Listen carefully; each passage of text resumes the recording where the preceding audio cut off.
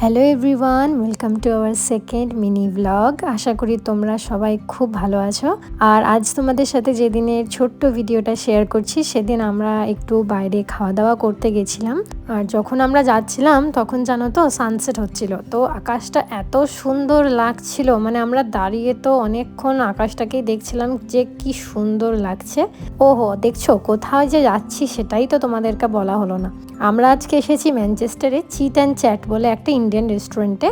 আমাকে এই রেস্টুরেন্টের ব্যাপারে আমার সাথে কাজ করে রিচা বলে একজন আমার কলিগ, আমার বান্ধবী, সে অনেক দিন আগে বলেছিল যে এখানে খাবারগুলো নাকি বেশ ভালো হয়।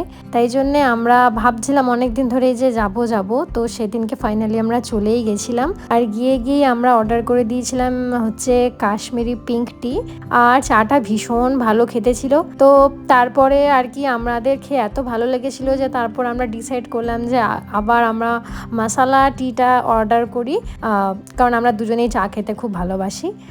তো চায়ের সাথে আমরা নিয়েছিলাম অমৃতসরি ফিশ, আর মনে হয় এটা চিকেন শিক কাবাব ছিল। তারপর মেন কোর্সের মেনু কার্ড দেখে আমরা এত কিছু অর্ডার করে দিয়েছিলাম, কিন্তু সব কিছু আমরা খেতে পারিনি, যথারীতি প্যাক করে বাড়ি নিয়ে আসতে হয়েছিল। আর সাথে শেষ পাতে এই ম্যাঙ্গো লস্যিটাও ছিল।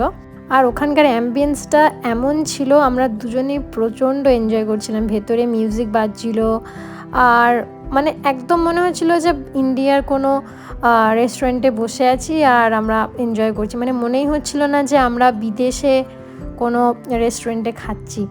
আর প্রত্যেকটা খাবার এত ভালো খেতে ছিল, আমাদের দুজনেরই মন খুব ভালো হয়ে গেছিলো এত ভালো ভালো খাবার খেয়ে।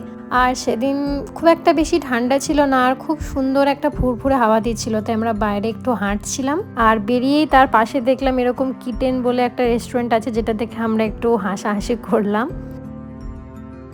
এইভাবেই সেদিন ভীষণ ভালো একটা সন্ধে আমরা কাটালাম, একদম মনের মতো খাবার দাবার খেয়ে।